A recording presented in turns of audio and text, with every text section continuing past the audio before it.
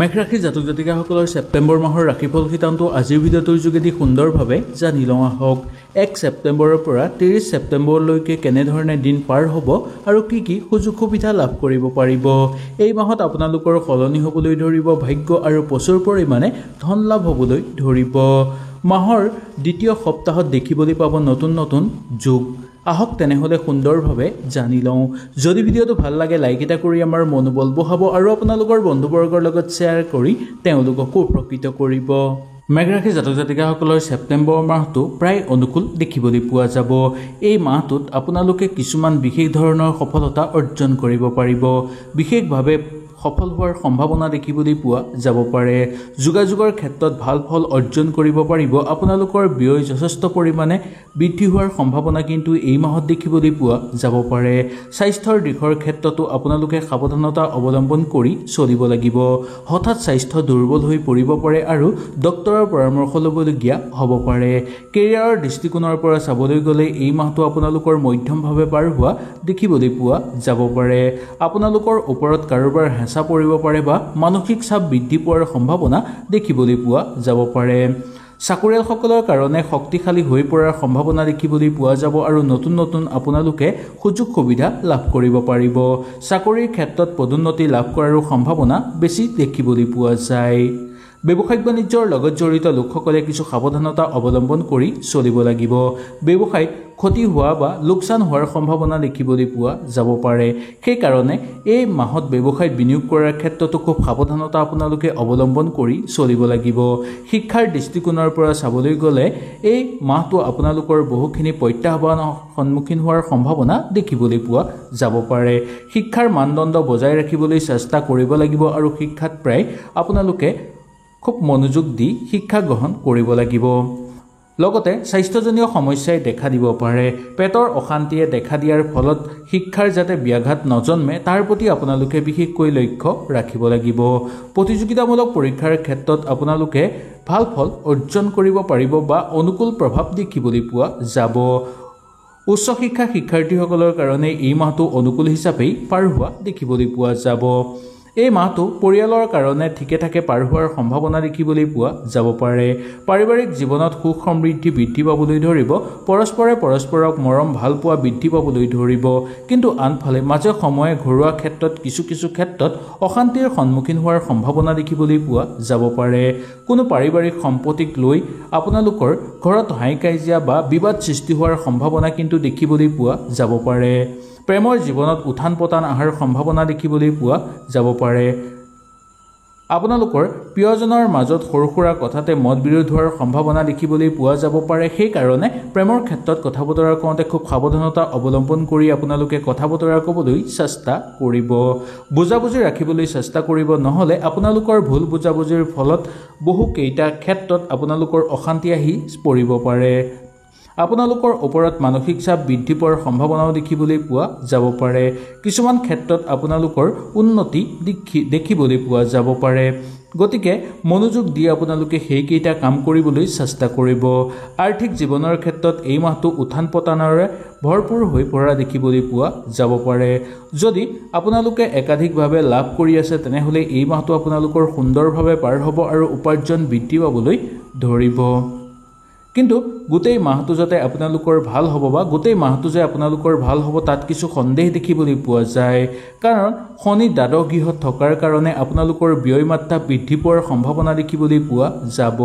এই মাহটো স্বাস্থ্যৰ ক্ষেত্ৰত আপোনালোকৰ কিছু সমস্যাৰ সন্মুখীন হোৱাৰ সম্ভাৱনা দেখিবলৈ পোৱা যাব পাৰে। কিছু ক্ষেত্ৰত আপোনালোকৰ আশংকা আহি পৰিব পাৰে। লগতে ঘৰৰ মানুহৰ স্বাস্থ্যৰ প্ৰতিও আপোনালোকে লক্ষ্য ৰাখিব লাগিব। স্বাস্থ্য দুৰ্বল হৈ পৰাৰ ফলত অবান্তিক খৰচৰ মাত্ৰা আপোনালোকৰ বৃদ্ধি পাবলৈ ধৰিব পাৰে। পেটৰ অশান্তিয়ে দেখা দিব পাৰে বা ৰক্তচাপ আপোনালোকৰ বৃদ্ধি পোৱাৰ সম্ভাৱনা দেখিবলৈ পোৱা যাব পাৰে। মামলা মোকদ্দমাৰ লগত জড়িত লোকসকলৰ কাৰণে জয়ৰ সম্ভাৱনা কিন্তু এই মাহত দেখিবলৈ পোৱা যায়। অৰ্থ ব্যয় পৰিমাণ আপোনালোকৰ কমিবলৈ ধৰিব আৰু জয়ৰ সংখ্যা বা জয়ৰ পৰিমাণ আপোনালোকৰ বৃদ্ধি পাবলৈ ধৰা দেখিবলৈ পোৱা যাব পাৰে নতুনকৈ ঘৰত যদি কোনো মাংগলিক অনুষ্ঠান অনুষ্ঠিত আপোনালোকে কৰিব বিচাৰে তেনেহলে এই মাহত সুন্দৰভাৱে অনুষ্ঠিত কৰিব পাৰিব দাম্পত্য জীৱনত সুখ সমৃদ্ধি বৃদ্ধি পাবলৈ ধৰিব আৰু ঘৰত আপোনালোকৰ এক সুন্দৰ পৰিৱেশ বিৰাজ হোৱা দেখিবলৈ পোৱা যাব পাৰে বন্ধুবৰ্গৰ লগত থাকোতে আপোনালোকৰ মধ্যম ফলাফল দেখিবলৈ পোৱা যাব কিন্তু কোনো বিশ্বাসঘাতকতা বন্ধুৱে যাতে ঠগ প্ৰবঞ্চনাৰ বলি কৰি আপোনালোকক তুলিব নোৱাৰে তাৰ প্ৰতি বিশেষকৈ লক্ষ্য ৰাখিব কৰ্মক্ষেত্ৰত আপোনালোকৰ মধ্যম ফলাফল দেখিবলৈ পোৱা যায় কৰ্মক্ষেত্ৰত সহযোগীৰ পৰা পূৰ্ণ সহযোগিতা লাভ কৰিব পাৰিব আপোনালোকে সন্তানৰ প্ৰতি অকমান চকু ৰাখিব লাগিব সন্তানৰ কাৰণে অবান্তিক খৰচৰ মাত্ৰা বৃদ্ধি পাব পাৰে বা লগতে সন্তানৰ কাৰণে আনৰ পৰা আপোনালোকে কথা শুনিবলগীয়াও হ'ব পাৰে ধৰ্মীয় ক্ষেত্ৰত শুভ দেখিবলৈ পোৱা যায় খেল ধেমালি কৰা লোকসকলৰ কাৰণে দূৰ ভ্ৰমণৰ প্ৰবল যোগ দেখিবলৈ পোৱা যায়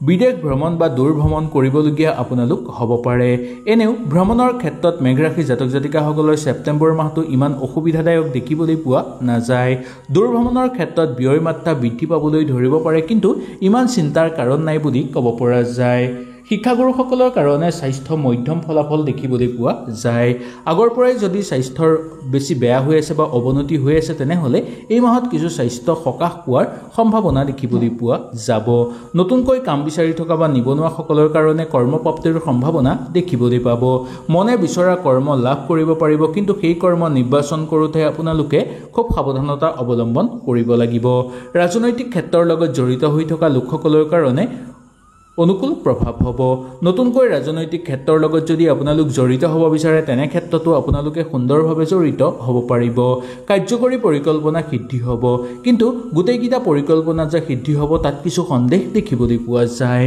মাটিবাৰী সা সম্পত্তিৰ ক্ষেত্ৰত বিবাদ সৃষ্টি হ'ব পাৰে বা ককাই ভাই বা বাই ভনীৰ মাজত সৰু সুৰা কথাতে বিবাদ সৃষ্টি হোৱাৰ সম্ভাৱনা দেখিবলৈ পোৱা যাব পাৰে মাটি সম্পত্তি যদি কিনিব বিচাৰে তেনেহলে আপোনালোকে তৃতীয় পক্ষৰ কেতিয়াও সহায় নোলোৱাটোই মংগলময় তৃতীয় পক্ষৰ সহায় ল'লে তৃতীয় পক্ষই বেছিকৈ লাভ কৰিব আৰু আপুনি বেছিকৈ লোকচান বা ক্ষতি হোৱাৰ সম্ভাৱনা দেখিবলৈ পোৱা যাব পাৰে প্ৰশাসনিক বিষয়াসকলৰ কাৰণে মাহটো ব্যস্ততাৰ মাজেদি পাৰ কৰিবলগীয়া হ'ব পাৰে তথাপিও ঘৰুৱা ক্ষেত্ৰত আপোনালোকে কিছু সময় দিবলৈ সক্ষম হ'ব ঘৰুৱা পৰিৱেশত অকমান চকু ৰাখিব লাগিব কাৰণ ঘৰুৱা পৰিৱেশত অকমান চকু নাৰাখিলে আপোনালোকৰ কিছু ক্ষতি হোৱাৰ সম্ভাৱনা দেখিবলৈ পোৱা যাব পাৰে ইয়াৰ উপৰিও ক'ব লাগিব যে ঘৰুৱা পৰিৱেশত অকমান আপোনালোকে চকু দি ৰখাটোৱেই ভাল ইয়াৰ আচল কথা হ'ল কোনো লোকে যাতে ঘৰুৱা পৰিৱেশ আহি বিনষ্ট কৰিব নোৱাৰে তাৰ প্ৰতি লক্ষ্য ৰাখিব ঘৰত কিন্তু অতিথি আলহীৰ আগমন দেখিবলৈ আপোনালোকৰ এই মাহত দেখিবলৈ পাব বিয়া বাৰুৰ ক্ষেত্ৰত আগভাগ ল'ব বিচাৰিলে বা কথা পাতিব বিচাৰিলে আপোনালোকে সুন্দৰভাৱে পাতিব পাৰিব ইয়াৰ পৰা আপোনালোকৰ বহু বেছি লাভ হ'ব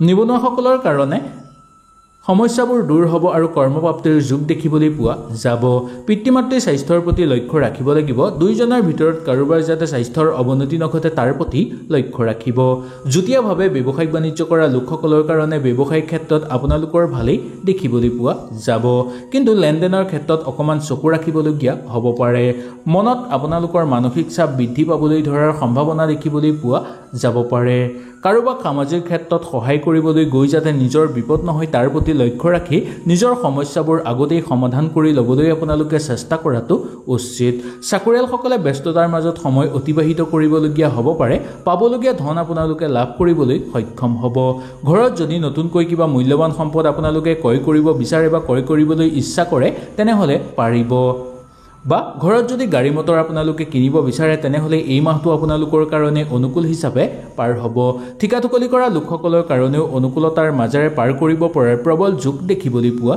যাব পাৰে শিল্পী সাংস্কৃতিক জগতৰ লগত জড়িত লোকসকলৰ কাৰণে অনুকূলতাৰ মাজেদি পাৰ হ'ব আৰু লগতে নতুনকৈ শিল্পী সাংস্কৃতিৰ লগত জড়িত হ'ব পাৰিব আপোনালোকে বহু দিনৰ পৰা যদি কিবা সুযোগৰ অপেক্ষাত ৰৈ আছিল তেনেহলে আপোনালোকে সেই সুযোগ লাভ কৰিবলৈও সক্ষম হোৱাৰ সম্ভাৱনা দেখিবলৈ পোৱা যাব নিজকে এই মাহত আপোনালোকে সুৰক্ষিত অনুভৱ কৰিব সুস্থিৰভাৱে আপোনালোকে ঘৰত কিবা মাংগলিক অনুষ্ঠান কৰিব বিচাৰিলে সুন্দৰভাৱে আপোনালোকৰ কৰিব পাৰিব নতুন চিন্তা ধাৰণা আপোনালোকৰ মনলৈ আহিব সেই চিন্তাৰ ফলত আপোনালোকৰ ভাল ভাল মনোভাৱ আপোনালোকৰ হৈ পৰাৰ সম্ভাৱনা দেখিবলৈ পোৱা যাব পাৰে আপোনালোকে ঘনিষ্ঠ লোকৰ লগত কথা বতৰা পাতোতে খুব সাৱধান হ'ব।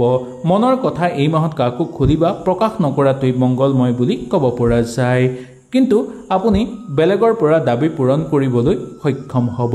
বেলেগৰ পৰা কিবা দাবী পূৰণ কৰি আদায় কৰি সুন্দৰভাৱে ল'ব পাৰিব। পোনপটীয়াকৈ আপোনালোকে উত্তৰ দিবলৈ এই মাহত চেষ্টা কৰক।